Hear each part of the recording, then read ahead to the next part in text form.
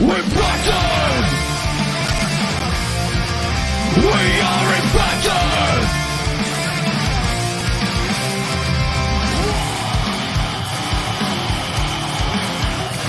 We're Bison!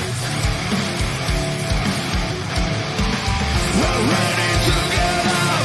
We want to win! Light the fire of power that make us free! We never break down! We want to win! We are impacted! The best team!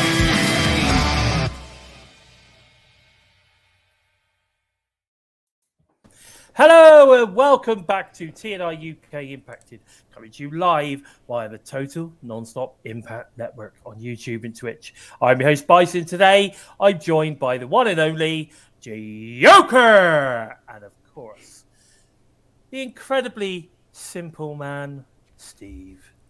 Hello, Steve. How are you doing, buddy? Yeah, we're all good, thanks. Yeah, Good.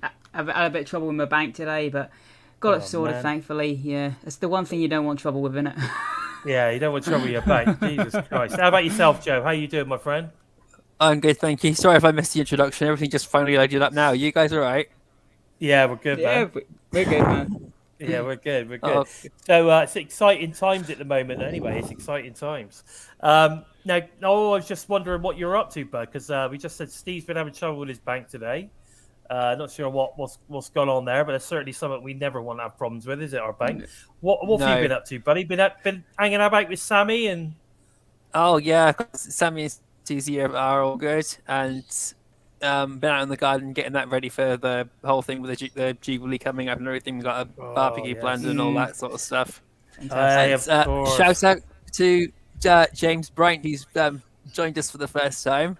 He's been following us for a good couple, everyone on TNI for a while, as he said here, and so it's good to finally have you in the chat, buddy. Welcome, and shout out to Courtney too. It's good to see you managing to juggle two things at once, because she's also got WWE's moved their program forward an hour or back an hour, so they're on the same time as us at the moment. So she's juggling two things at once. So kudos to you, Courtney. We'll see you. Well, it's good that we can compete with WWE. Yeah, mate. Yeah. Competing. better I than think that's AEW. 'cause- Hey, mate. We're competing, baby. Joe, come on, get in on the action. You know, we're competing. No, it's great. No worries, Courtney. It's great that you're with us. We know we love you. So it's great there. And welcome, James. So it's fantastic to have James in the chat for the very first time. Definitely. Yeah, definitely. It's great when people sort of kind of like, they listen to the show, but they don't get involved. I always say, what makes the show is you guys getting involved and putting your pennies worth forward. It's important that we all talk about Impact, because it's the brand that we all love, and they don't get enough love from the fans these days. They get a lot of love For reals. Yeah, there you go. I mean, they get a lot of love from the Impact faithful, but there's a lot of wrestling fans out there that don't appreciate it. Normally because they don't actually watch the product. But there you go. That's just another that's just another story, isn't it? But they seem to like to shit on it on a regular basis. But hello, bonus baby. Nice to see you here. Nice to see you here. And Mir is in as well, which is Lakers, great. you legend, yes. Oh, We got our Lakers Lakers has back. made it from the start of the show for a change. Fantastic. Great to see you, Lakers. So we do appreciate you guys. You guys are just as much TNI UK as we are, wherever you are. I know that we get quite a lot of people coming in from Hawaii. We've got some Indians, people from India that watch, people from Canada, people in America, Ireland, Australia. I mean, we get people that come in and watch this show from all over the place. So we appreciate every single one of you. So really appreciate it. So don't forget. And you got myself from the void, of course. Of course. Wherever. Joe from the void. But yeah, so there's it's great to have you guys involved. Just make sure that you leave your comments. If you've got something to say about any of the things that we're talking about, as long as we catch it, and sometimes we miss it if we're in the flows of passionate discussion. But as long as we catch it, we'll definitely get you guys involved. So it's fantastic to have you guys with us. Right, guys, let's get stuck in. We've got news, rumors, and of course, Impact recap of the week to go through first. So this is I think an extremely I think it's, I don't know how to describe it really, but I think this could cause this is causing a lot of controversy with regards to our title of our show today. Masha Slamovich literally destroys Decay's Jessica Havoc while Rosemary watches in disbelief by ringside. Now, I know Joe has a lot to say on this one. I'm sure Steve probably does as well. I'm just going to throw in my penny's worth on this one. Okay, so at the moment, Masha's not got a lot going on apart from just coming in and destroying people in seconds. And Decay, not really got a massive lot going on either from a story perspective. Okay, so what I'm looking at here and the way that the whole thing kind of ended is more to do with the fact that I felt that this is creating a story, right? This is the start of something as opposed to kind of like the end of something. Where is this going to go? You saw Rosemary's face. They made a big thing about showing Rosemary in absolute shock at the end of the match. Just couldn't believe what was going on. The rest of the DK guys come out and they're also like, what the hell's this? What the hell's going on? And you could see them looking at Masha with disbelief. Is Masha Slamovich on the verge of joining Decay? Is Rosemary going to now actively bring her into Decay? Is she going after her? What are your thoughts, boys? This is what I'm thinking here. Or, are we seeing maybe Havoc being taken out again? Give us your thoughts. I'm going to start with Joe on this, and I'll tell you why, because I know Joe's got a lot of feelings on this one. So let's go with Joe first. Yeah. To jump back to my reflection on the match, I was just in disbelief that Havoc lost so easily. But like you said, to me too, it's setting up a story for something else. But I was still it was still, as a Decay fan, it was just frustrating to see because I was hoping that Masha Slamovich would get a bit more of a challenge from Havoc, but she just dominated her. So it leaves me wondering what's happening with Havoc now. I believe that Rosemary's obviously got to have Masha Slamovich next. If that comes at Slammiversary, it's going to be a very, very short match, most likely on the pre-show. But this is clearly either Havoc's going to be out of Decay or Rosemary's going to try and bring back Su Yung, maybe to try and even the odds and like you said, get Masha Slamovich into Decay. Then no better way to do it than to try and get Su Yung as an unwanted ally or something like that. Yeah, I mean, the only problem is the last that we saw, Sue is not really an ally of Decay, is she? No. That's the only problem. She's sort of kind of from the undead realm, but she's not really that. She's not really on the side of Rosemary. I know, but that's going to add to the story too, and so that'll be interesting to see where it all goes. All right, Steve, come on. What are your thoughts, bud? What are your thoughts? Well, yeah, like when this match was made, I think I said, didn't I, that there was a chance that we could see Masha. This is a test for Masha, and if she overcomes, using Havoc to kind of see what she's really about. Because Rosemary's kind of like the EY of the Knockouts division, isn't she? Really. Yeah. I get kind that. of scouting things. But I'm with you. How I felt this match, you could have put any of her previous matches in there, and it wouldn't have felt any different. You were really hoping for it to go another few minutes at least, and Havoc to get some offense in. Well, she did. She got in offense right at the beginning. In fact, she took it right to Masha. Oh, she did, but it didn't feel like it still didn't feel like Masha was pushed. It didn't feel dominating as Havoc usually does when she kicks off a match. It just felt like pushing into a wall, and then nothing happens. Yeah, I think we're all in agreement. Decay needs some kind of repackaging, so having this angle could lead somewhere very interesting. Yeah, I think so too. I think we need to take a step back of the disbelief that we all had with regards to how this sort of kind of panned out, and think about the bigger picture here. I have a big feeling. You guys seem to be in agreement now. The more you think about it, the more you kind of look at this. This is a story-driven moment. It's not about the match. It's not about anything but where this story goes from here. What happens from this moment. And I think you're right. Yeah, no, I think I did notice Havoc definitely sort of kind of pushed Rosemary's hand away.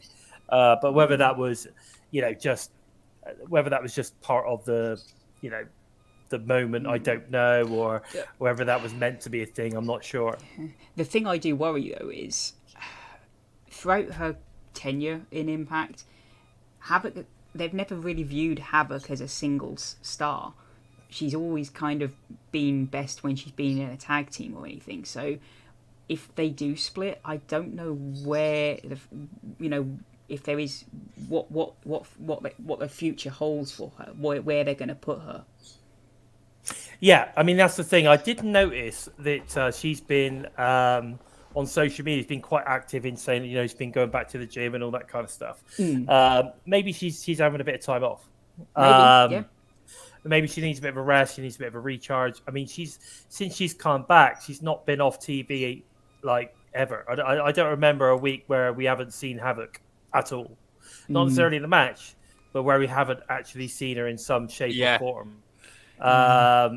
Yeah, and I agree with that, James. Yeah, the enemy of my enemy is my friend. I agree with that definitely. That's where Young could come in, hopefully. Well, possibly, and I think that's exactly what Steve's saying. He's talking about that whole enemy, of my enemy type scenario. Same with yourselves. I don't know, but what I do know is I'm very intrigued to see where this goes, and I hope it turns into something quite productive for Decay, if that makes sense. I want Decay to get stuck into a good story now, and we start to see that develop from there as well. Welcome, Anna. Nice to see you. Or Violet, sorry. Welcome, Violet. So, fingers crossed. Now, the other thing as well is that Matt Cardona, I think it was either Tuesday, possibly Monday or Tuesday, announced about getting an injury, and there was a bit of a rumor. I think it's in his bicep. He's going to need surgery. But yesterday he was also calling out people on Twitter with regards to the DMC title being retired and all that kind of stuff. Now, no diss towards Lewis at all. Lewis is a good guy, and I love his show. I watch his stuff quite regularly. But I said to Lewis yesterday, I said, Lewis, that's a cool thing. At the end of the day, regardless of anything else, a guy that is in the wrestling industry that's got 2.5 million followers just shared your tweet, just shared your show on social media. Like, regardless of anything else, he retweeted that. That is cool. It doesn't matter what it was about. That was cool. And it's interesting because he's trying to say, at the end of the day, I defended and took that belt everywhere I went. Yeah. And I'm not so sure that it doesn't need retiring. I think it just needs a little bit more. It needs tweaking. It needs a bit more definition, so that we totally understand what digital media title is. And as soon as we know that, then we'll be good. And Lakers, you're right. Lewis is absolutely chill. He's a great guy, and I got a lot of time. And I always say to anybody, if you want to go and check out any Impact Wrestling news and rumors or anything like that, Lewis Carlin is your man. Oh baby, he's definitely your man. So but I just wanted to mention this because I thought it was a very cool thing. I'd love Matt Cardona to share our show. That'd be cool. But the truth is, you're nothing but a mid Cardona. There you go. Exactly. So no, I think it's really cool. Can I just say a quick hello to Norris Sparks, who's just turned up in the chat as well?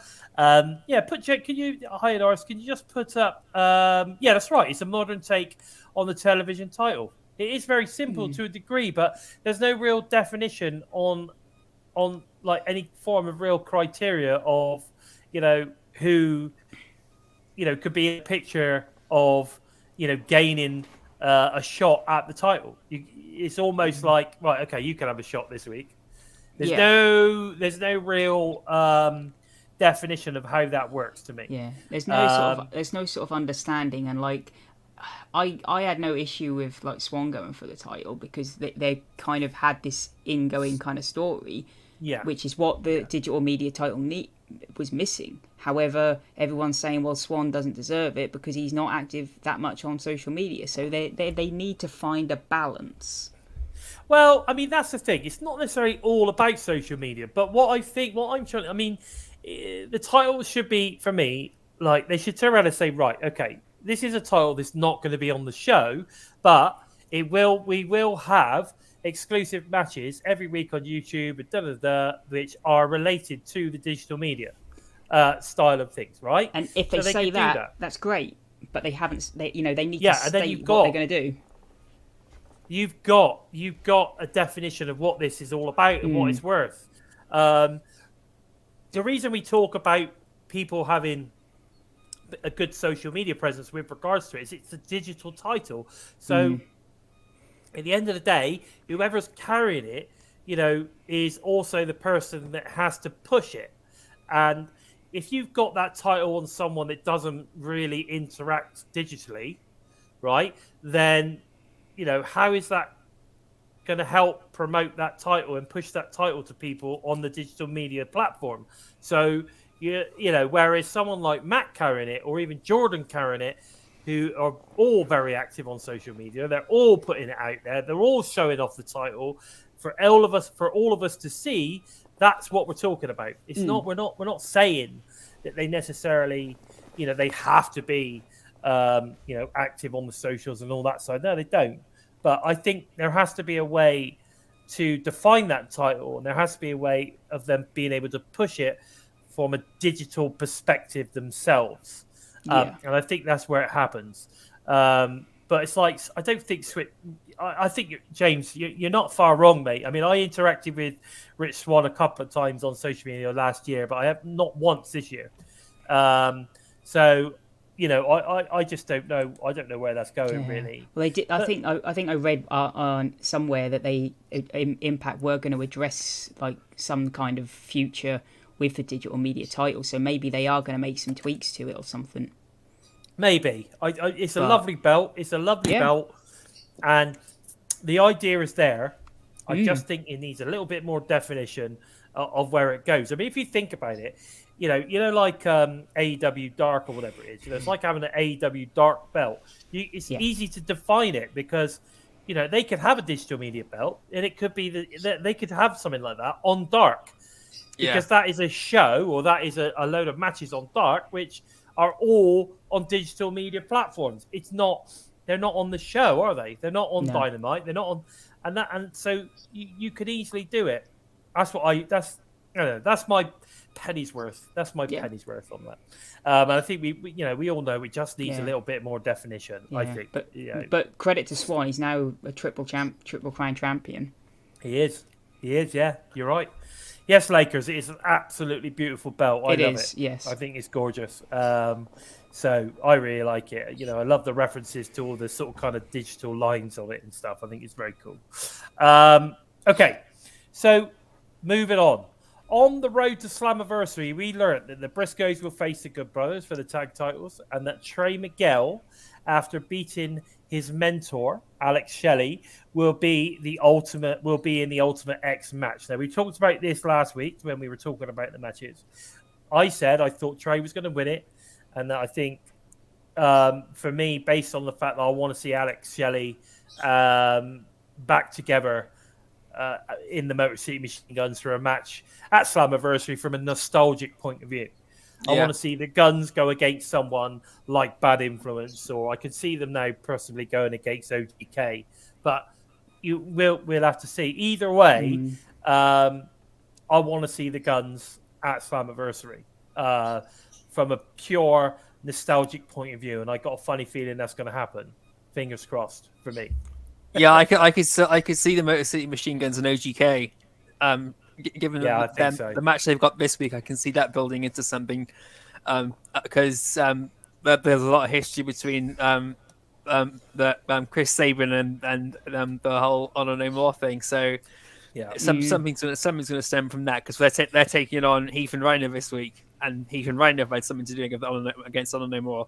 So Exactly. there's something Yeah. stemming there. And well, I predicted Trey Miguel coming through, and I was just saying he's had one shot too many, but Trey Miguel's amazing. So what's the there's not really much to complain about. It's just me being too much, wanting everything too much to go how I'd like it to, rather than taking a much more broader perspective and everything. So, but I'm pleased to see Trey Miguel go through on honesty, and there's no doubt he's going to deliver on this match too. Yeah, I agree. Definitely. Nice to see Dead Punk joining us. He's got a lot to say there on the digital championship, the internet championship, as it were. So yeah, I that's a pretty cool sort of kind of sum up. Really, I think that would work. Now, talking about tag teaming, obviously we've got the Briscoes to face the Good Brothers. Not be, we want to see that again. I don't care. I think that'd be a great match. I think it'd be a way of sort of kind of like the Good Brothers passing on to the Briscoes taking it forward. This is the rubber match. Yes. Yeah, of course it is. It's to finish it off, get it done, move on. So that should be interesting how that one pans out. I'm sure that the Bullet Club will get involved in some way. But when we're talking about the tag team stuff, we're talking about Alex Shelley just now with Motor City Machine Guns. We then had Honor No More getting involved in the Saban versus Kazarian match, obviously causing the match to end with no winner, and then obviously continuing the Honor No More and sort of Saban feud, as it were. I mean, like rolling on from the Team Impact stuff. Now, for me, soon as this happened, I'm like, okay, this is the match now. It's going to be OGK versus Motor City Machine Guns. Either way, I want to see the Motor Machine Guns on who's against right now. I just think it could be Eddie Edwards and Frankie Kazarian. Slammiversary, perfect. Yeah, who knows? I mean, it could be. It could be, but I think from a nostalgia point of view, I want to see the Guns, man. I want to see the Guns, but the Guns versus Eddie Edwards and Frankie Kazarian or Kenny King. Because Kenny King's got this match this week, I think. Well, we can talk about that in a bit, my friend. So there is lots of things that we've got sort of kind of like that could potentially happen in the feud, haven't we? Yeah. So I don't know. We'll have to wait. Sorry, that just crossed my mind. I know. I didn't mean to jump in with that one. No, you're all right. But again, it makes sense, doesn't it? Because it does make sense. What you're saying. Everything seems to make sense. I think, we've talked about this before. When it comes to Impact Wrestling, everything makes sense. Everything has a reason, has rhyme or reason, and we get to that point and go, oh yeah, that makes sense. Even Crazy Steve said that too. Yes, exactly. I think when you get to Slammiversary as well, you're going to see a lot of, shall we say, old versus new. Yeah. Yes. So that it's going to be a lot of sense in that way. Yes, exactly, totally. Lakers is down with me. Definitely need the Guns. We do. We need the Guns. So we then get VBD obviously getting one over on Josh and the Den Boys by winning the 6-man tag last week on Impact. Was this a shock? Because I don't know really, because I think we all felt that VBD were going to win this. We didn't know, we weren't quite sure how, but we had a feeling that VBD were going to win this, didn't we? Yeah, I think it's just because they've been on such a losing streak lately that even though they've only just now lost the titles, but it just felt like that they needed a win, especially with EY challenging for the World Championship. They needed to get a win here and look dominant. I was very surprised that EY got the pin, personally. But I like the fact that it was Dina who was the one that scouted, that set the win up. It was like, okay, you've got back in the good books here. Exactly. All Joe Jordynne did for the entire match was do a diving crossbody to break up a pin. That's all. Yeah, he did for the entire match. You do wonder if maybe he's got an injury or something, because he didn't. No, he's going back. He's going back to Japan soon, so okay. he's not going to be doing much in-ring action because he wants to go back to Japan 100%. Okay, that's fair enough. But I mean, that's going to be interesting on how VVD moves forward then. If we're going to possibly have Joe missing. When you say going back to Japan, do you mean just going back for a tour and then coming back? Or yeah, I think he's going back. He's going back for a tour or something, and he's coming back soon afterwards. He announced it on Twitter that he's going to Japan.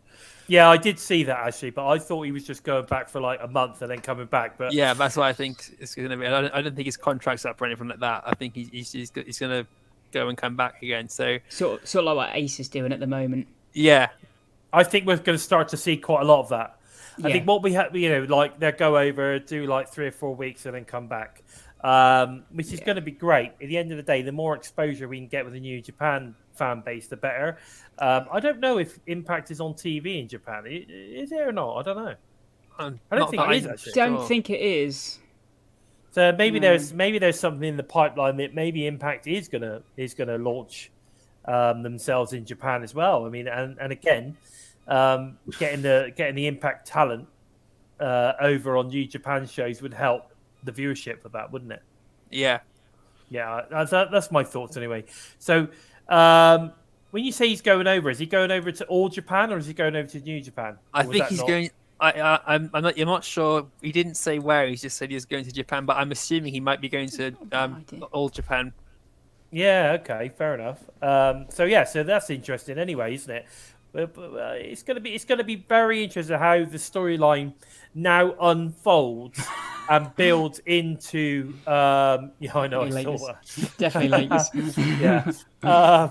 How they're going to build that storyline now into Slammiversary, especially with the Briscoes, of course, and of course, EY heading for that world title shot as well.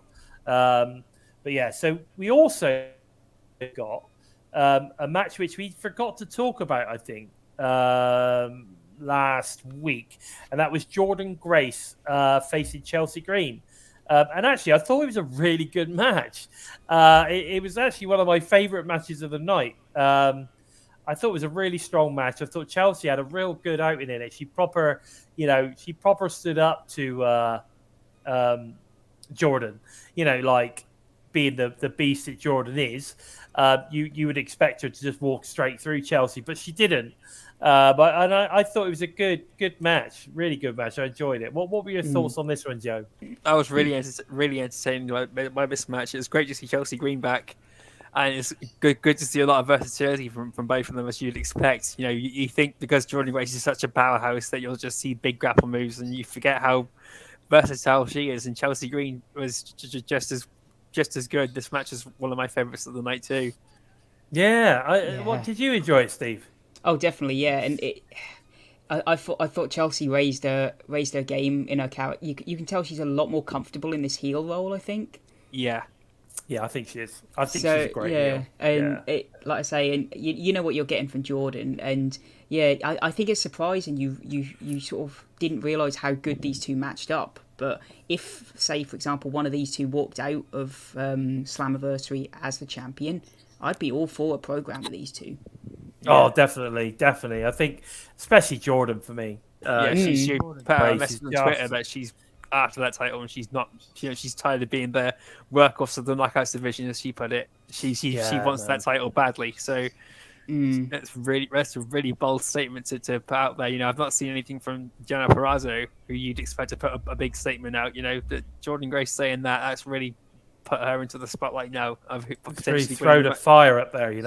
Yeah, it's great to see Terrence in the chat, by the way. Good to see you, Terrence. Thanks for joining us. Welcome, guys.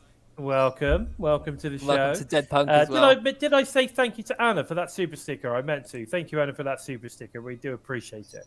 Now, one thing which I think we all agreed on last week when we were talking about was the BTI match with Laredo Kid versus Black Taurus of Decay.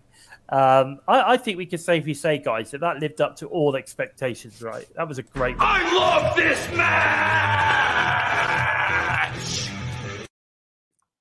We loved it. I loved I it. loved it. I love this match. It's everything we knew it would be. Oh, Yeah. more and more. I And did more. that head scissors arm drag off the bloody side of the ring. By the Laredo Kid to Black Taurus was amazing. I've seen Mexican wrestlers do some crazy shit, but fucking hell, that was insane. He threw him into the railing, and he still managed to get up. But even though the kid went into the railing and from back to back, went the back of his head up a bit as he hit the scissors. Yeah, yeah. Insane. But it was a great match. I absolutely was like on the edge of my seat through this one. I really enjoyed it. It's the kind of match that I love to see, especially in person. I like to see these kind of matches in person because I don't think you really appreciate how amazing they are unless you're actually there physically seeing it as well sometimes. But that was a fantastic match. I really enjoyed it. And if you haven't seen it, if you haven't seen the BTI match between the Laredo Kid and Black Taurus from last week, you need to go and check it out. Yeah, and it's I believe free it's on YouTube. It's free on YouTube. There's no reason why you shouldn't. Yeah, And Facebook. No reason why you shouldn't check it out. So great match. Really pleased it was because I don't know. We just thought it was. We were sort of kind of like these guys have definitely faced each other several times over the years in Mexico. So this is going to be a great match, and it was definitely. Sort of intrigued in where this leads Laredo Kid now because he's been very up and down lately, hasn't he? So you feel like something's got to be on the horizon for him soon. Yes. He has been up and down. I mean, the main thing is with a talent like Laredo Kid, at the end of the day, he's signed. So we know that we've got him for a certain period of time. So he can afford to have a couple of down moments. And then obviously once he gets that push, it will come. It's just sort of kind of like, it's waiting for that time to happen. There's so many other great guys. It's very hard sometimes to push everybody. Oh, yeah.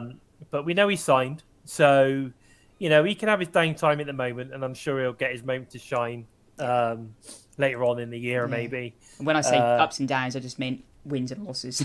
Yeah. Oh, yeah. No, definitely. I mean, he gets his fair share of those. Yeah. That's for sure. But you get a great match out of him. Oh, like every time. Regardless.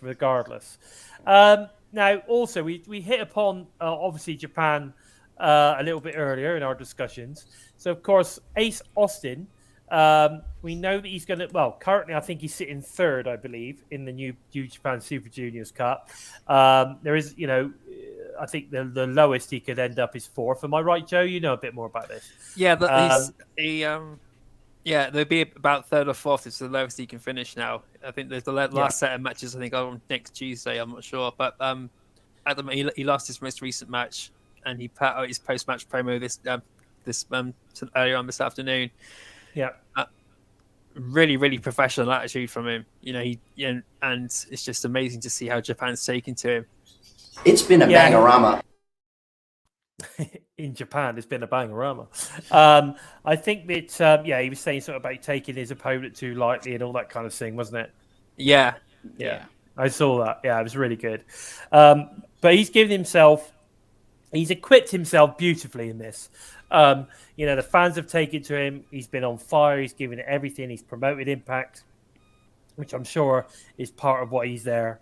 And he's been very vocal on social media when it comes to Impact fans shouting about Impact Wrestling.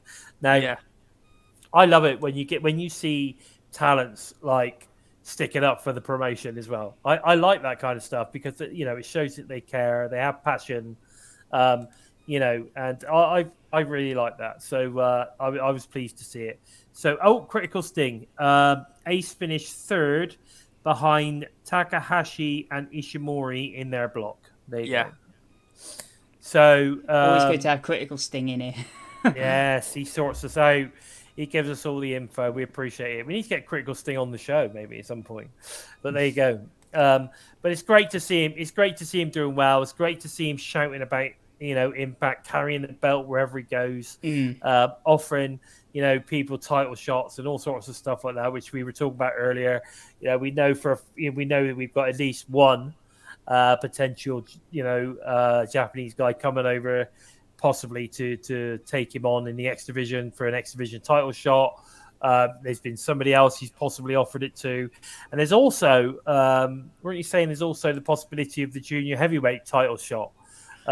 He's requested it. Hopefully he'll get an answer. But either way, because he beat the champion, that was his last victory, I think, was that he beat the current New Japan Pro Wrestling junior heavyweight champion.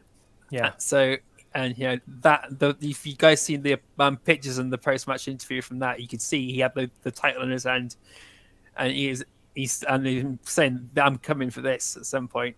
One way or another, I'm getting this. It's inevitable, and I think it'd be great to see that if that match could happen either in Japan or on Impact Wrestling. That would be amazing. But Scott D'Amore has given the go-ahead for this X Division title match, so that should be coming soon too. So I'm looking forward to this too. Yeah, I mean, there's been some great stuff that's happened over the last sort of kind of like 3 or 4 weeks with regards to all of this. It's all very, very exciting. It's given Impact lots of, lots of exposure as well, which is great. And talking about exposure, okay, it's been sort of kind of passed around on social media. We've had some huge numbers from some videos on YouTube with regards to Gujar, Shira, and Singh. Now, I don't know how true this is. I did go and check it out, but there was a statement on there that he'd got 4.4 million views or something on some YouTube video that involves those three. It just goes to show that the Indian market is still very, very strong for Impact Wrestling. So that's exciting to hear, isn't it? It's Definitely, amazing. yeah. He's a fantastic wrestler, and he deserves all the publicity he's getting. He's just incredible. Oh, the Gujar guy, yeah, he's come back. He's definitely come back with a lot stronger than when he left. Before, obviously, he was Bhupinder Singh, wasn't he? Before, yeah, and then he was at Border City Wrestling training, weren't he? For a while, that's right, and now he's come back like stronger, fitter. Just looks really good. Yeah, I mean that audience has always been there in India. They just never ever managed to quite crack it. But you feel with Bhupinder Gujar, they've got someone who they can really go ahead and do it with now. I agree, and if that is true, like I said, I didn't go and check it out. I just saw a screenshot, but it was. I think it was Bhupinder himself that actually posted it out. He's put out on Facebook. 4.4 million views. That's got to be one of the highest viewed like videos on YouTube that they've ever had. So you could see now why they're pushing this guy. Yeah, and why they held off on him for so long, because they obviously didn't want to bring him in when he was green and then ruin what potential he could have. Exactly, and it now makes a little bit more sense as well, like putting him with guys like Morrissey and stuff to, give him that little bit more credibility, as a star, as a potential star. Yeah, so, and he's still learning on the job as well, isn't he? So he can pick up things from those experienced ones. Exactly. So I think it's great. I think it's amazing to see that coming through. It really is. What's going on here? So, oh dear. Nice to see Zach in the house, by the way. So speaking about exposure, bloody hell, you're right. But yeah, no, the Indian market absolutely love Impact Wrestling, so that's really good to see. Really good to see. If you think if they've had 4.4 million views on that, just imagine what the advertising revenue is on that as well. Yeah, there's a few quid. There's a few. Bam! So all good to see. Now, here's something else as well that we did talk about recently, and we were like, "My God, this is ridiculous." So we got the WES, which is the Wrestling Entertainment Service or whatever they're called. I can't remember now. There was a show. Sorry, Scrap Heap. Yeah, the Scrap Heap. Yeah, Wrestling. Entertainment Scrap Heap show set for this weekend here in the UK. Now it's been cancelled due to lack of interest. It's been cited that the Jubilee weekend is basically the excuse used. Again, they should have known that this weekend was a Jubilee weekend, but anyway. But talents like Chelsea Green, Deanna Purrazzo, Steve Macklin don't seem happy at all. So I think maybe there's a little bit more to this than meets the eye. But I think Deanna especially was very sort of kind of disappointed, shall we say. Yeah. In a tweet that she put out and said that she's definitely not going to the new rescheduled date. So I don't know. What are your thoughts on this, guys? Was it expected? I did see that there was rumors that they were putting out these crazy prices for these tickets, and then all of a sudden they slashed them by half. A desperate attempt to try and get some bumps in seats. So I Yeah. think we can safely say that they didn't get the take-up they were expecting, right? They were in a 10,000-seater stadium for a start-up promotion. Come on. Yeah. Yeah, you it was just bad planning. It was inevitable, sadly. It was just bad planning, and even Gary Woodward said to them that it's not gonna work out if you do it this way. You need to really rethink what you're doing before you put it out there, guys. But they went ahead with it as it is, and look what's happened. It's just all fell flat on its face, sadly. So I honestly do hope that if they come back with a better starting point, and because I would like to see Gianna Perazzo and Chelsea Green, Steve. Yeah, Macklin. but I mean, she's put out there that she still wants to come to the UK. So, I've already dropped that hint to Gary too. You need to get Gary Ward on the case. We need to get Wrestle Carnival on the case. Come on, Gary. Let's get these talents over here. Tasha Steele's the one wants to come over too. Yeah, you got Tasha Steele, you got Lady Frost, you got Victor, who's interested in coming over, Savage Gent. So, there's loads of great stars that could potentially come over here, and we don't need to have this massive promotions. We've got promotions over here that can bring these guys over. We can share the talent, give them a little mini tour. Competition is good, but it needs to be. You need to start low. It's got to be realistic. You need to start low and work your way up. If you start high and then try and drop your prices, people are going to think, well, you come across as egotistical. I'm not going to work with you. That's a joke. It's a joke. Absolute joke. You don't come in at 350 quid a ringside seat, do you? Come on. Yeah. For a start-up promotion. No, it's just stupid. That was just. You're having a laugh. That's like Tony Khan way of thinking. It's WWE prices. Yeah, but not even TK was doing that. Like when they sold out, the first show that they ever did, they weren't charging 350 quid for ringside seats. No, it's a joke. It's ridiculous. Yeah. But again, if you want to, go and try and fill up. I mean, like I say, they're trying to play with the big boys straight off the bat. Yeah, I totally agree. Critical Sting, 5-Star Wrestling Part 2, exactly. 5-Star Wrestling tried to do exactly the same thing over here, and it just didn't work. You can't do it like that. It doesn't work. We don't, especially when you're trying to charge WWE prices with, ultimately non-WWE stars. Yeah. Because it just doesn't. It's just not going to work. But there you go. We'll just have to see how it pans out in July. Hopefully, they still get a decent lineup. Apparently, there was a few surprises as well that were set up for the show. I don't know whether we'll know, or they'll get them now for July. I don't know. It depends on the whole how people feel about being messed around, I guess. You can take this microphone and shove it up your ass. There you go.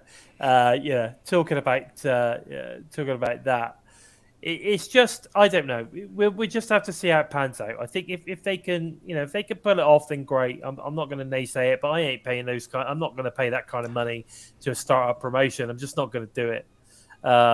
That's right. Nia Jax was going to be there, but again, no, that's not enough. That's not enough, mate. It's not enough. Diana being there was going to be good. Diana Chelsea was going to be there. Madison Rayne, I believe, was there with Tennille Dashwood. They were going for some tag team title. I think Wesley Blake, Steve Macklin were going up against. Who were they going up against? I'm not sure, but they were there as well. So there was. I mean, don't get me wrong. There was some big talent. It's a decent card, but it's not WWE money. Are you telling me they're going to have all the pyrotechnics and they're going to be, have a massive set like that? I don't know. Maybe they were. Maybe that's why they were charging the money. I don't know. But there's certainly a lot you're going to have to do for that money. There's a lot you're going to have to do for that money. Braun Strowman in your main event ain't doing it for me. No. But there you go. Now, moving away from that debacle, we then move into the fact that Impact are now releasing even more merch. Literally every week now we're getting new T-shirts being released. Now this week I think we had the Death Machine shirt. And I think we had Swingers the Palace have got a new Swingers, shirt out too. Swingers Dungeon. Yeah, Swingers Dungeon shirt. Yeah. But again, all in black. Well, it's Yeah. not even. It's not only that, is it? We were talking about this before, but the Swingers Dungeon one, especially, you've got the entire T-shirt and then just a tiny little logo. You know, Yeah, you've it's got a bit underwhelming. the entire rest of the T-shirt is there. Use it. Yeah. This, you could say, it's a little bit unimaginative. I really like the Death Machine one though. I'm not gonna lie.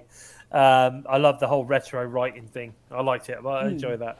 So if you're interested anyway in getting yourself some merch, shopimpact.com, get over there. Loads of great t-shirts now. Like I say, Swingers Dungeon and the new Death Machine shirt look pretty good to me. Now, talking about obviously merch and other avenues and marketing and all that kind of stuff, I want to talk about the marketing for Slam. Now, it seems to be going pretty good to me. We've got the retro intros now, which apparently we're going to be having every single week for each show. Moving forward up to Slammiversary. So this week, I think last week we had the TNA. I'm trying to remember what year that was now. I can't remember now. But there's apparently we're going to get across the line one next. Brilliant. So nice. It's going to be quite good. I think that's going to be quite interesting how that sort of pans out. We've also been getting like different years sort of Slammiversaries, throwbacks, which I think is really, really good. And also, we've still been getting the old 20-year, the Impact talents like doing the 20 years ago and now photos. I liked Ace Austin's. I think he put that one out today. Yeah, that's brilliant. That was fantastic. I mean, Jesus, I don't know how old he must have been. I don't know how old he is now, but he must have been, 4 or 5 in that picture? He's 27 now, I think. 27 or 28 now. He was 25 when he first won the exhibition title. He's been there for just over 3 years, so he's about 27, 28 now. No, he's not. No. He's not that old. 26 at a push. Yeah, I'd have gone sort of 24, 25. If he's that in that picture, he's definitely not 4 years old. In that picture, I would have said he was about 6 or 7. I haven't seen the picture, so I reckon he's 26. No, I don't think he could have found a decent picture of him. Is that exactly 20 years apart? So he took one from when he was a bit older. He's 25 years old. There you go. Sting knows. 25. So he was 5 in that picture. It was a cool picture though. It was really cool, and it shows that he's been wanting to be where he is now for a long, long time. So I thought it was cool, and I quite like those sort of pictures. I think they're great. What are your thoughts in the chat, guys? How do you think Slammiversary is being promoted at the moment? Just let us know. We'll put your comments up. Giselle Shaw also confirms that she's now signed to a contract with Impact Wrestling. I actually thought she was already, to be fair, but it's great to see that she's actually confirmed that now. It was also released on Fightful as well. So that's pretty cool to see. And the other bit of news which has recently come out is Jordynne Grace and Savannah Evans have roles in the next season of the Stars hit show Heels. Now, I've not actually seen it yet. I'm hoping that it'll turn up on Netflix or some other streaming channel we got over here. I don't know, but I believe it's a bit of a hit. I think it's a very popular show. So hopefully, we'll get it over here in the UK at some point. But it's great to see the Impact stars are now getting these kind of roles as well. I mean, we've seen recently that Madman Fulton has been in TV commercials, and I believe he's in a horror film coming up at some point as well. So it's pretty cool seeing these sort of things, isn't it? Yeah, definitely. Yeah, definitely. The more you get these. Get the talents kind of to branch out onto other things, especially like take Fulton at the moment, who's appearing in a movie. If they sort of think, God, this guy's good, I like what he's doing, they might then look him up and think, oh, he's in this, is he? And then sort of start checking out what he's doing in Impact. I mean, admittedly, sadly, that isn't much, but take someone like Jordynne Grace. She could then go and appear in this, and they might really take to her, which then might draw other fans of her onto Impact. That's what they need. That's what they need to start doing, is spreading out the wings a little. they've got to branch out a little bit more, start doing other things, and like you say, that's how you're going to start drawing in casual fans who start watching these different things. Where did she come from then? What wrestling promotion is she in? And before you know it, you've picked up 2 or 3, 100 more fans, or even a couple of thousand. Who knows? But yeah, no, it's good to see. I'm really impressed with stuff like that going on. I think it's great. Yeah, do you know what? I'm not 100% sure, but no, I did hear it, but I bet you any money, Critical Stinger, no, because he knows everything. Good God, he's not playing throwback. Yeah, Courtney, she's loving the throwback theme of the way that they're sort of kind of doing the 20-year anniversary build to Slammiversary as well. And I agree. I think it's really good. I'm really enjoying it. They're taking the time over it. Oh my God, we found something that Critical Sting doesn't know. I can't believe it. Oh no. Oh, there you go. So, Dead Punk Gage says he saw fit in a movie called Escape from Death Block 13. There you go. Okay, could be that. There you go. It could be that. Now, like I say, he's been in a few things, so it's great to see. It's really good to see. Now, here's something that I know that you're going to have something to say on Joe, definitely. So, Tony Khan. Is Tony Khan starting to lose face or lose his mind, especially in the light of recent rant when asked a question related to Eric Bischoff's comments on AEW and CM Punk? What are your thoughts on this, guys? Can you just say that again, but just take the word "starting" out? Starting to, yeah. I don't think. Is Tony Khan losing face, especially in light of recent rant when asked a question related to Eric Bischoff comments on AEW and CM Punk? Yes, he is. You reckon? Very, very, very politely. The reaction to their most recent pay-per-view, which was like 4.5 hours long or something.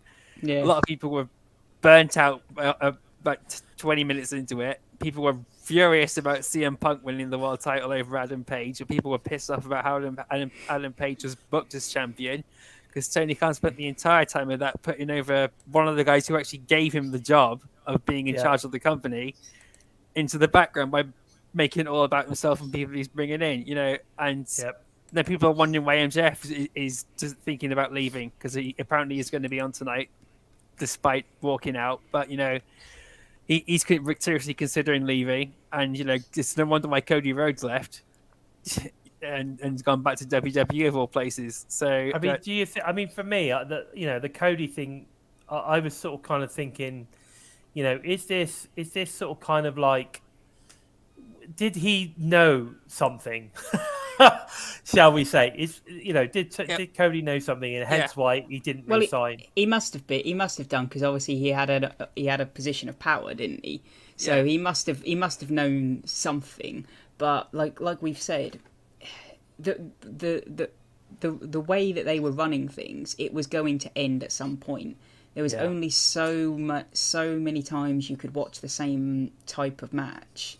Yeah. And only so many times you could have such and such come out as a surprise and make that the night. And like you say, I think at Double or Nothing, everyone kind of felt like it wasn't enough to overturn the bad sort of side that everything felt. And it's going to be interesting to see now how they bounce back, because, good promoters and good writers will know how to bounce back from bad things that happen. Yeah. The worst thing is that Tony Khan can't take criticism, and he showed that perfectly in that post-match that pre-match media scrum, whatever it was. Even CM Punk looked uncomfortable with the way he was ranting. He, at the end, CM Punk tried to just shut him up and move everything along. I'm unprofessional. I'll say that now, but from a business perspective, from a businessman who's meant to be the face of the company and all this sort of crap, he's made himself look like a complete child. Even Vince McMahon. Exactly. Vince McMahon's got a history of being out of hand and everything, but he takes any questions like he'll nip it in the bud and just stay calm in front of a camera. But Tony Khan, though, Jesus Christ, that was just ridiculous. He definitely looked like he'd been on something at that moment. Like, you see his eyes. He was like, oh, and when he was sat there, and you had I've forgotten her name now, the one that they're pushing, that Jade, is it Jade Scargill or whatever her name is? Jade Cargill. That's it, Jade Cargill. You know, he was like, I don't know, there was something not right. It's something not right. His facial expressions when she was talking. Very, very odd. I think he's being found out. I think he's being found out. It's amazing they've been going for this long and still no one has told him, look, you need to stay backstage. Yeah. I'm pretty sure they have. He just throws a bloody paddy about it. Yeah. Yeah, but yeah. It's interesting because a lot of people have been saying that the pay-per-view wasn't great. I mean, we've even got people in the chat here that watched it. Anna watched it, obviously, and Courtney watches AEW and stuff. And none of them are saying that the pay-per-view was any good. So, you know, I don't know. I think the main thing I've heard is there was a lot of things on there that didn't need to be on there. You know, I think if they would have had a 3-hour show like normal, it probably would have been a decent pay-per-view. It's just 12 matches, like 12 to 15 matches or something in total. I mean, TK's way of being is like, well, we only have 4 pay-per-views a year, like Impact. So in that case, we need to put everything on there. And it's like, no, it's not how it works. No, exactly. But I mean, he just went totally over the top, and it was just, and stuff he was spouting was just bollocks. Like all that stuff about winning the Friday Night Wars and stuff. What the fuck are you talking about? You know, I don't know. I think he needs to seriously watch that video of that, press conference a couple of times, sit back and say, I think I need to stop doing these. Because honestly, it's just ridiculous, mate. You know, just ridiculous. Unless he's just trying to be a heel or something. If he's trying to be a heel, he's doing a really, really crap job at it. Yeah, just looks like a dick. It's becoming a laughing matter when it's not funny, and it's just embarrassing to watch. Yeah. I mean I'm not saying that all the matches were rubbish on the pay-per-view, but again, it's how everything is produced, how it's put together, the length of the show. The Jade Cargill and I've forgotten who she was against, but apparently that was an absolute dog shit, match. Again, just promoting, pushing stars that aren't, top tier level guys. Silly. All this stuff that's going on with MJF and Wardlow and all that, it could be a storyline. I don't know, but I don't know. It's just too much. It's just too much. And it's one of those things where the more you read about, so and so backstage is unhappy, so and so backstage is unhappy, it makes you think, well, it's so nice to know that the Impact locker room is in a good place. Yeah. Exactly. Yeah. No, exactly. I totally agree with that as well. I totally agree with that. Now, the other thing I was going to talk about as well, because I don't want to spend too much time talking about it, to be honest. But the other thing I was going to talk about was that former WWE talent Bray Wyatt has been teasing a return this week to wrestling. In recent tweet thoughts, he's heading back up north, or will he head down south to be the newest shiny toy for Tony Khan's AEW? What are your thoughts on this? No, I think he's going to go to Control Your Narrative. Really? Yeah, I don't think he's going to go back to WWE or AEW. But people have suggested that maybe it's Control Your Narrative, the way he scratched his name off of everything and things like that. And to me, it makes sense, to be honest. He's been to the big money promotions and stuff, things like that, and he's been thrown down the bin in WWE, and if he goes to AEW, that's going to happen. So it makes sense to go somewhere like that and at least broaden, get a bit more exposure on the circuit out there a bit more first. At least then he's got somewhere to. Does someone like Bray Wyatt need exposure?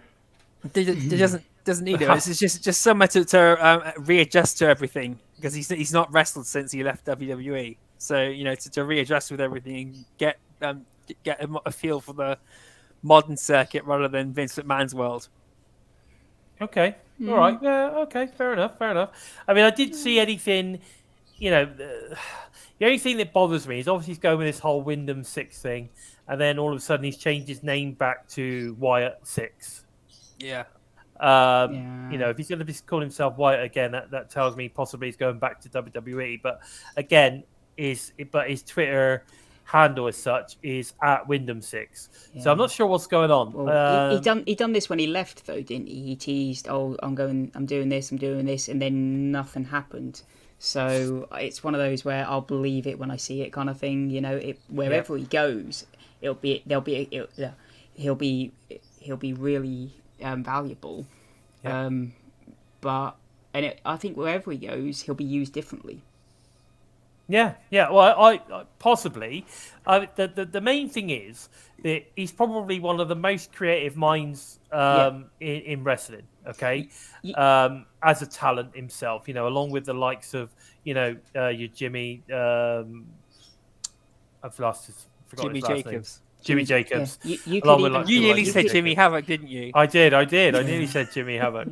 But yeah, along with Jimmy Jacobs. And of course, Sami Callihan is very creative as well. Yeah. I was going to say, you could even hire Wyatt and he could even just be behind the scenes and creative. That would be something. Yeah. Can you imagine, though, if he just turned up at Slammiversary? It would be some. It would be very interesting. I don't know. I just don't know. I don't know why he's going to go. I would actually love it. I think Bray Wyatt turn up at Impact Wrestling would be the Kurt Angle moment of TNA. Yeah. And it's that thing that we spoke about several times over the past 12, 18 months where we've said that, you could sign some of these guys. A Matt Cardona coming in, former WWE guy, we've got some of these guys coming in, but we've not signed anyone that you would say was like a big star, the big one. And the big one for me would be Bray Wyatt, or, Rotund. What's his name? What's his first name now? Is Wyndham. Wyndham Rotunda. Yeah. So the question here is, could it be? Could Anthem have got? Could they have got him? Well, we live in hope. Yeah. I just wish him best of luck wherever he goes, and I'm just I'm eager to see what happens. So it's got my interest that much.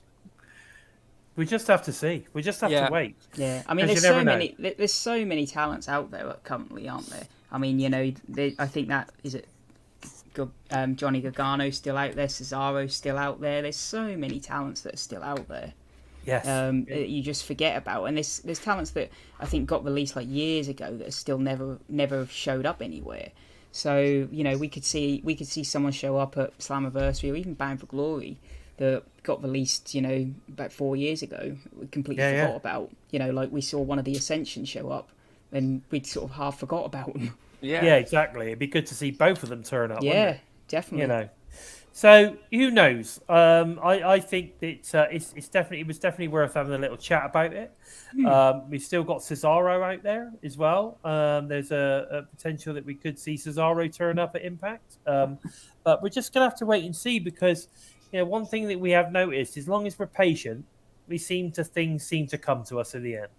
And I have to be honest, I think the way that the way Impact have been slowly building and creating and adding, and I think it's all a big build to Slammiversary, and maybe the famous lines, it's all going to change. What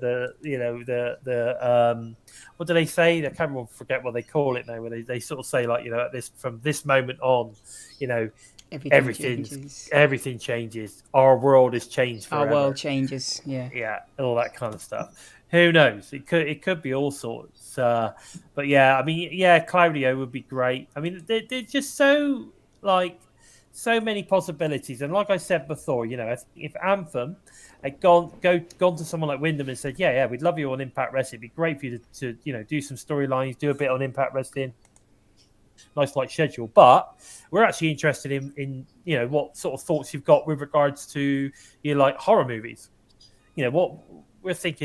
could we start? Is there something we can offer you in from a creative point of view? Because I think he is not just about being a wrestler. There is more to him. Yeah. Yes. Than just being a wrestler. And I think you need to think about, what else. You got to think outside the box. What's going to pull this guy in? It's not necessarily about the money. It's not necessarily about a top spot on the wrestling. It's what else can we give him to feed his creative juices? Do you know what I mean? Yeah. So I don't know. I think for me, that's where Anthem are actually in a very unique position because they can offer other things. Not just wrestling show. So, yeah, interesting. We'll have to see how that one goes. Now, guys, talking about the Digital Media Championship, this week's Digital Media exclusive match is Rich Swann versus Matt Cardona in the Wrestling Revolver Digital Media title match that we know. Obviously, Rich Swann beats Matt for the Digital Media Championship. Have you had a chance to watch it yet? Because I've watched it anyway because I watched Wrestling Revolver. So I watched it last night. It was really, really good. I enjoyed it. Matt Cardona kicking off the match with a pre-match promo that made me laugh. It's just really, really showing everyone what his heel character is all about. It was just. He's such a good heel. He's such a good heel. It was like, such a good. Like that classic. He's that classic kind of like old school throwback heel. He's really good. Really good at it. He's there with, flipping the bird off of one of the members in the audience, and she's constantly heckling him throughout the entire match. The interaction between both of them throughout the entire match was brilliant. Great. He's just constantly trading insults with her. If you've not watched this match yet, make sure you go and check this match out. But I can't recommend checking out Wrestling Revolver shows. They're great. It was a tiny venue. I don't know what the hell was going on with the doors being open the whole time in wherever it was. Those doors were open, weren't they? People were just walking in and out with a fag and that. I was like, oh my god. Anything goes in Vegas. I was gonna say. Anything goes in Wrestling Revolver, mate. Yeah, it lives on the edge. Yeah, but the matches are fantastic. They are fantastic. Well worth it. Well put together. Well produced. Well thought out. You've got to check out Wrestling Revolver. Like I said, that particular show, they're generally in a much bigger venues than that. But I think that's the first time they've been to Vegas, which is why they call it the Vegas Holiday or something. Yeah, so, it was their first time in Vegas. Yeah, so. But it's definitely worth checking it out. It's on Fight. Go and check it out. If not, at least go and check out this digital media match on. I believe it'll come out for free on Saturday. They normally do, but it's available now if you're Impact Plus subscriber or Ultimate Insiders, and go check it out. We've then got the BTI match for tomorrow night, which is Alicia Edwards versus Renee Michelle, the returning Renee Michelle. Now, for me, I'm so happy to see Alicia get involved in a singles match. I think this is going to be really good for her. Hopefully, Giselle Shaw will be in her corner because we still want to see Divalicious again, don't we? Yes, we do.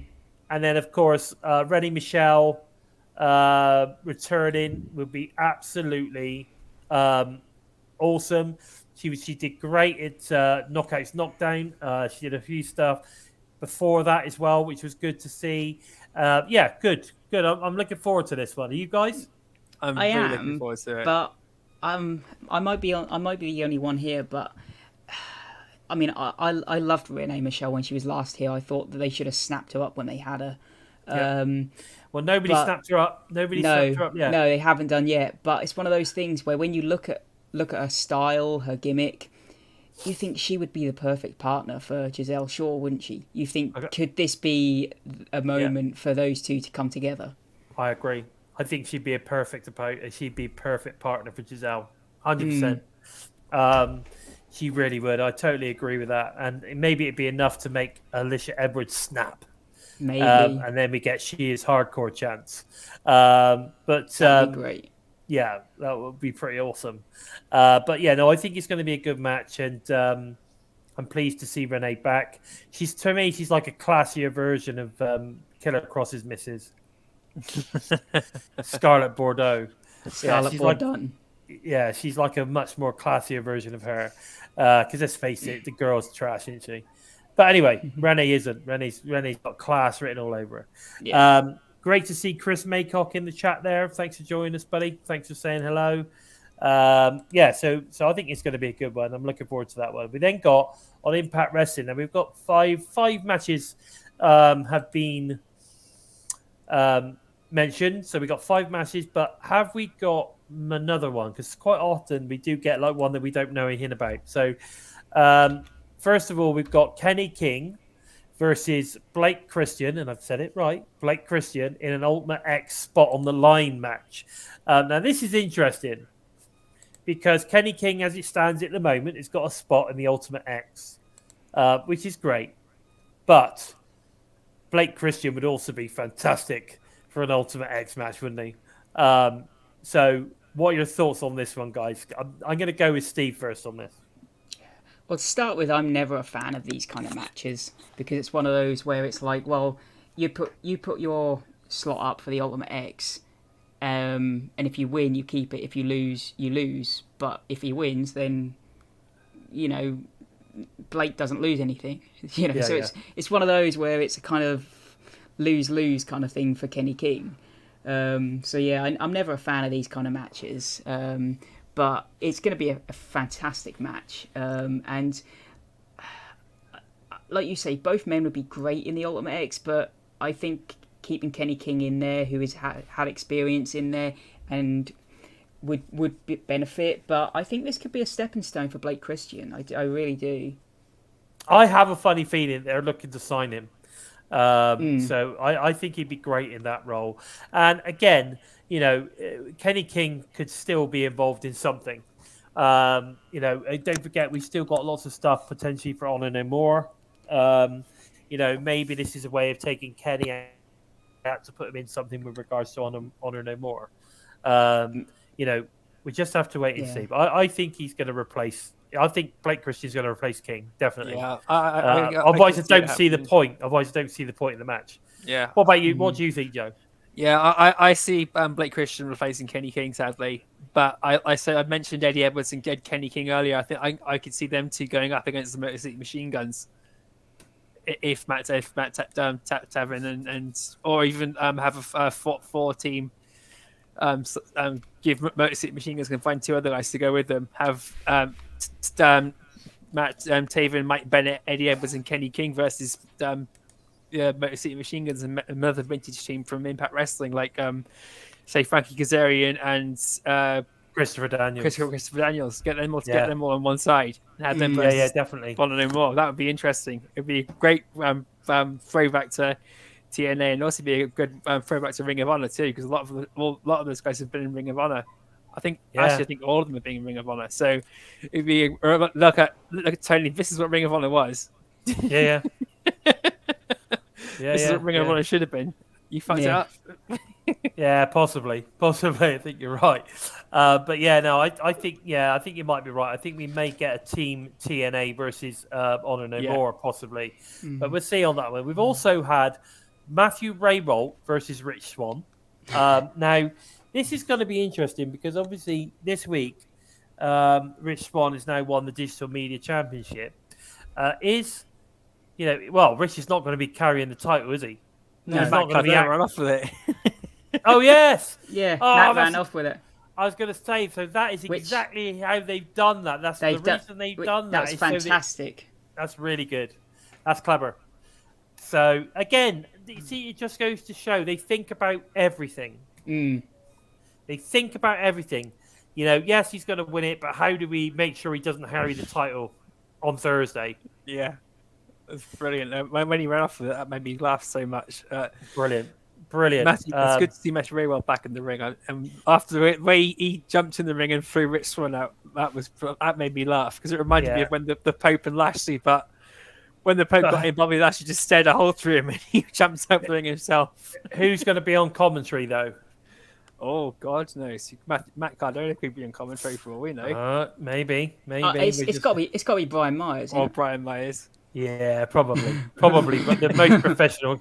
It's got to be the most professional commentator, isn't it? Got to be. Yeah. Okay. So we've then got Moose Macklin versus Morrissey and PCO. Now it's interesting. Like obviously, the past 2 weeks we've seen Morrissey now in 2 different tag teams.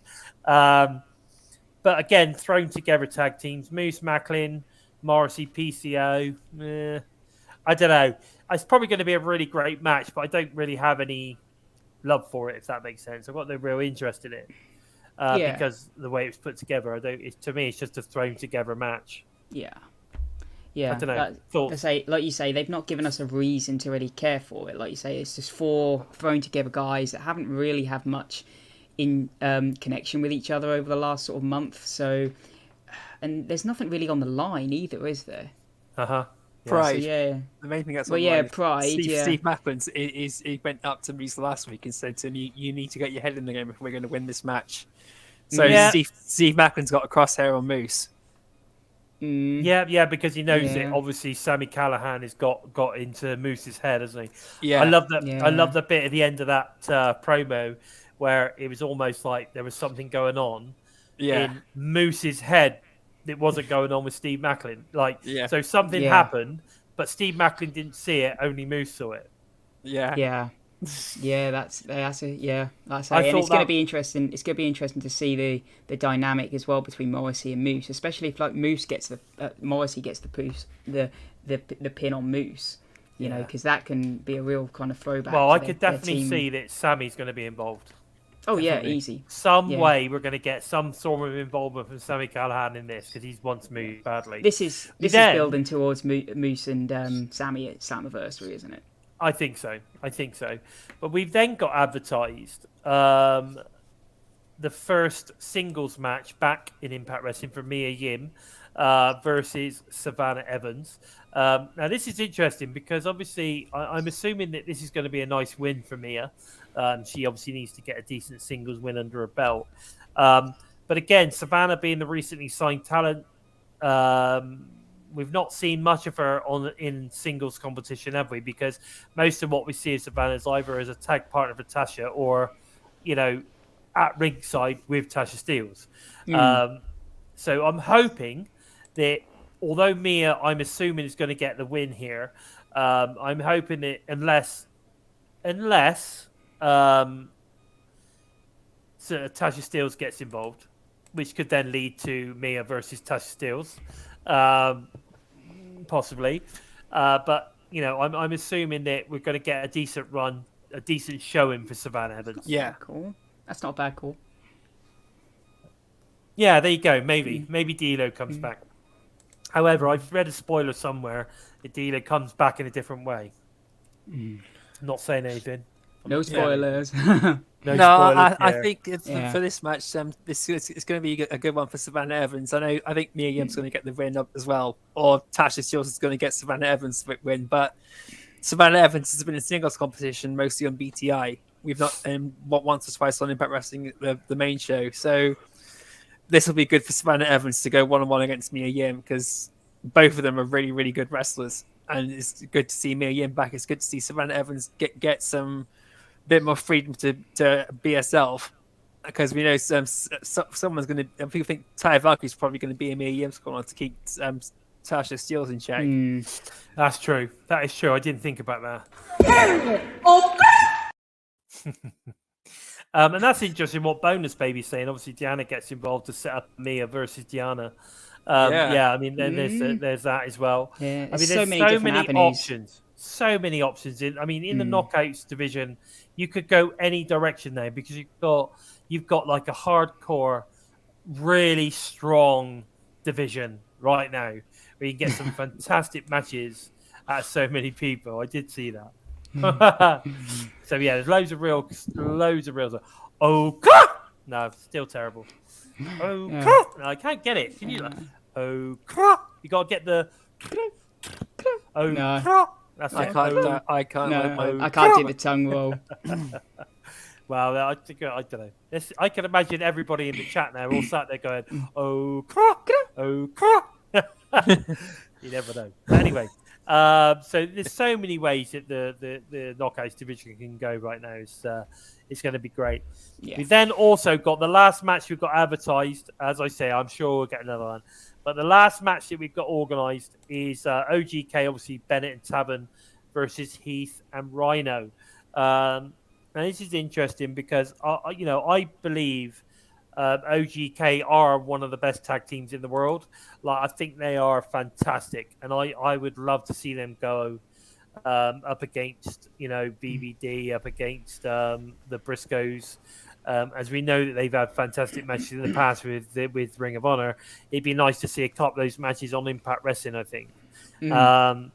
But we just have to, either way. And we want to see Heath and Rhino win as well. So it's really difficult, this one.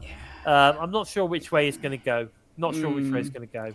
I think, it's tricky, isn't it? Like, because both teams have connections with the teams that are around the picture. Put it this way, I think if the Good Brothers come out on top at Slammiversary, you're more likely to see OGK go in the direction of the titles. Possibly, yeah, probably. I can't see Heath and Rhino because they've had no connection with the Bullet Club or anything, have they? No, nothing. Not so really. It doesn't really make sense. They've been more VBD, haven't they? They were more sort of within the VBD realms. Yeah. Yes, you're right, Lakers. Yeah, she was trying to help. She was telling me you've got to roll your R's, right? That's why I was trying to do the cra like that. You see? Cra. So there you go. So I'm giving it my best shot, buddy. I'm giving it my best shot. So I've got a big tongue. I tell you, that's the problem here. You may have noticed, guys, I've got a little bit of a lisp. Right, very slight, very, very slight lisp. It's because my tongue is massive. So if you want to see, who wants to see the tongue? Because that, the Bison lick. On, my tongue ain't far off it. It was modelled on your tongue, was it? Yeah, that was modelled on my tongue. It's a big old tongue. I'm going to get close. Are you ready, guys? Ready? Here we go.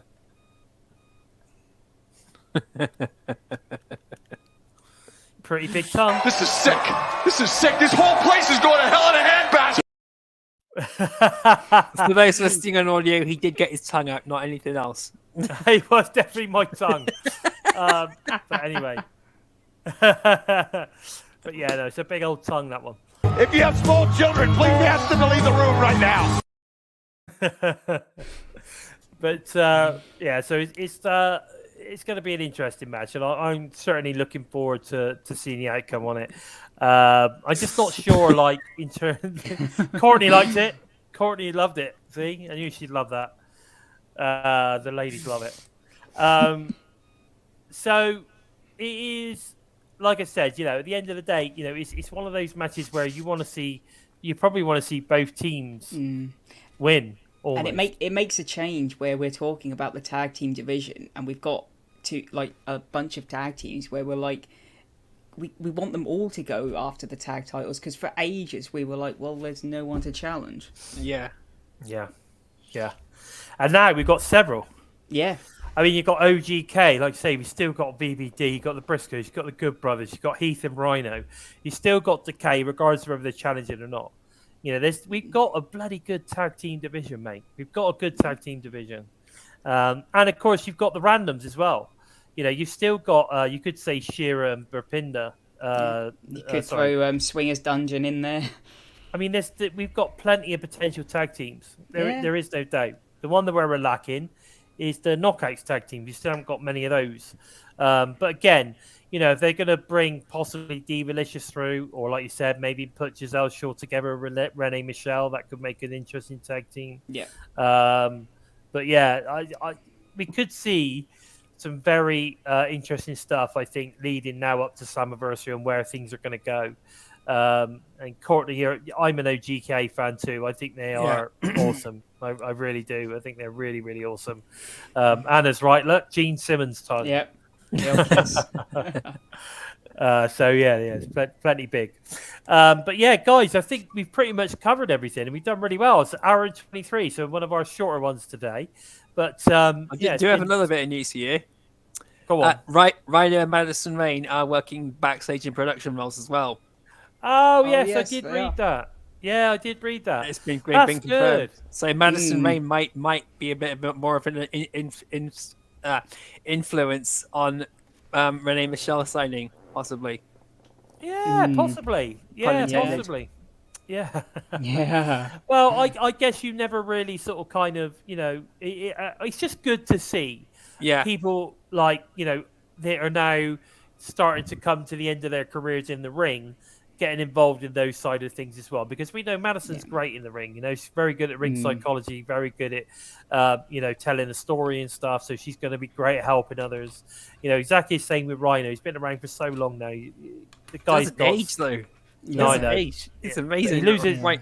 Yeah. But I mean, he's a lot to offer. A lot to offer them backstage. And That's the important And they're thing. both talents that have grown up or been around Impact for a lot of their career. So they know how Impact want to work and do their storylines, do their matches. So, it's not like they're kind of picking out someone like a Braun Strowman, Bray Wyatt to instantly say, right, come in, do what we want you to do. They know how Impact works. So it's in their psyche. Yeah, they understand it. They know what the fans want as well. And that's very, very important. But yeah, so another great show, guys. I'm really... it's gone really, really quickly, and I really enjoyed it. But guys, please don't forget to head over to the TNI Patreon for exclusive extra content when you sign up, and also make sure that you watch tomorrow night's TNI Flagship Impact live review directly after the show is aired on Twitch, and of course it airs on YouTube as well. Also, the TNI shows are available for all you listen on the go fans on SoundCloud, Spotify, iTunes, basically wherever you listen to your favorite podcasts. We are definitely available. Guys, where can we find you on the socials? Where can we find you, Joe? You can follow me on Twitter at JOKEmptyspace. You can jump onto Facebook, look for #EmptySpace, #TheVoid, #IntoTheVoid, or #OutOfTheLoop, and look for those on Twitter too. Or if you wish to tickle your taste buds and your sense of humour, look for #DailyGiggle. You'll see them coupled up on Twitter a lot more frequently too. And approach them with an open mind, and you just might keep your sanity. Good man. What about yourself, Steve? You can find me over on Twitter at SimplySteve311 for everything Impact Wrestling related. I'm trying to be a bit more vocal on there now because I've been a bit absent from it over the last couple of weeks.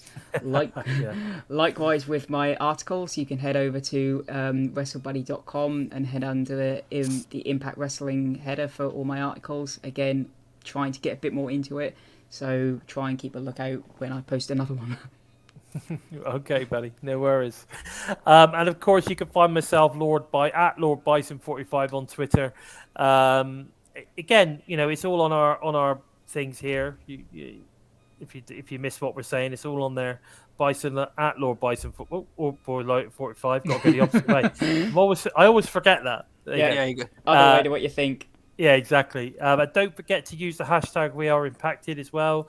Whenever you're sort of kind of like sharing our show or anything like that, please, make sure you guys are just as important. So I want to thank you guys as well for joining us in the chat. We really appreciate you guys getting involved. We really do. Thank you for joining. Obviously, the Bison Club or whatever it is we were talking about. The TNI tribe. Yeah.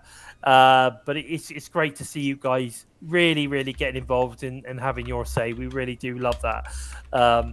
Because you guys, you're actually really knowledgeable, aren't you? You're just as knowledgeable as we are about the more product. knowledgeable than me. Sometimes more knowledgeable.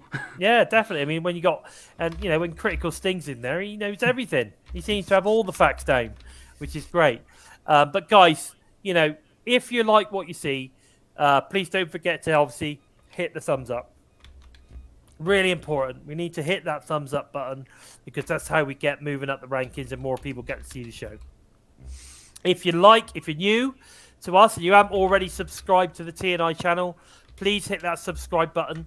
Don't forget to give that bell a little tickle, a squeeze, and of course, a smash. Very, very important that you do that, guys, and that way you won't miss any of the great content coming out from both the US and the UK teams every single week. We got loads of cool stuff coming out, so make sure you hit that bell and you don't miss any of that sort of stuff as well. Don't forget, if you want to support TNI, head over to the Spreadshirt store. They've had some new products going on there this week, I believe, so go and head over and check that out. And of course, ProWrestlingTees.com/Total Nonstop Impact. Is the 20% still on, Steve? I can't remember if it was. No, finished the end of the month. Okay, so we ain't got that on there, but if you still want to go over there, check out. We've got loads of shirts on there. This is one. This is, you want to support the UK. We've got the logo shirt here. I'm wearing it. Great shirt. There's loads of stuff on there. Go and check it out. You know, we appreciate you guys. If you want to support the show that way, we really do appreciate it. And I'll tell you what, a big shout out to Violet, who wore her Lord Bison t-shirt on Impact tapings about a month or so ago, which was really cool. So there you go. No worries, Bonkers. We appreciate you joining us. You know, it doesn't matter whether you're just listening and where you get involved in the chat. It's great that you're here with us. So really, really appreciate that, bud. And we look forward to possibly seeing you next week as well. Or when we do episode 86. So we're getting close to that episode 100, aren't we, guys? Yeah, getting close We'll have to have a celebration. Have to have a 100 episode celebration again, won't we? See if we can get some famous faces in, shall we? See if we can get Sam Beale back. Because a lot of people are asking about Sam Beale. Sam Beale would be good. Yeah, I reckon we could get maybe a bit of Jake. See if we can get Jake in as well. I'm sure we can get a few in. I'm sure we can get a few in. Maybe see if we can get Willie Mack. No, maybe Willie Mack. Maybe J-Bone. Maybe J-Bone. J-Bone. Maybe William. Maybe Bill would come in with Joe Doran, maybe. Pop us in the comments who you want us to get. See if we can get people. Yeah. If we can, we'll try. But I'll tell you what would be really cool and really impressive is by the time we get to episode 100, which is not that far now. This is 85, so it's not far now.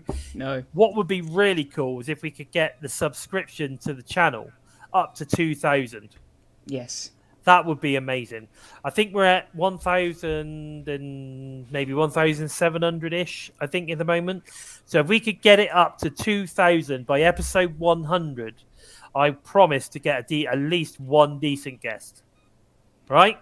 Let's make that happen. Let's make it happen. You know, let's make it happen. Hit 2,000, and I promise we'll get at least one decent guest for show 100. Right? Hashtag 100. Yeah. I don't know about that, boys. Yeah, I don't think we can do that. No, I think I'd have earache. I'd have earache by then. We longest we've gone for is nearly 3 hours, and that burnt everybody out. Yeah, I guess I'm sure you'd all be fed up with us as well. Yeah, Christ, nobody wants to listen to me bloody rumbling on for 5 hours, Jesus. But anyway, so yeah, help us out with that, guys. I think that'd be fantastic. But anyway, with all that said completely, I've been your host, Bison. They've been Simply Steve and, of course, the Joker. And this has been episode 85 of Impacted. Take care, everyone. Much love to the TNI tribe. We're Bison! We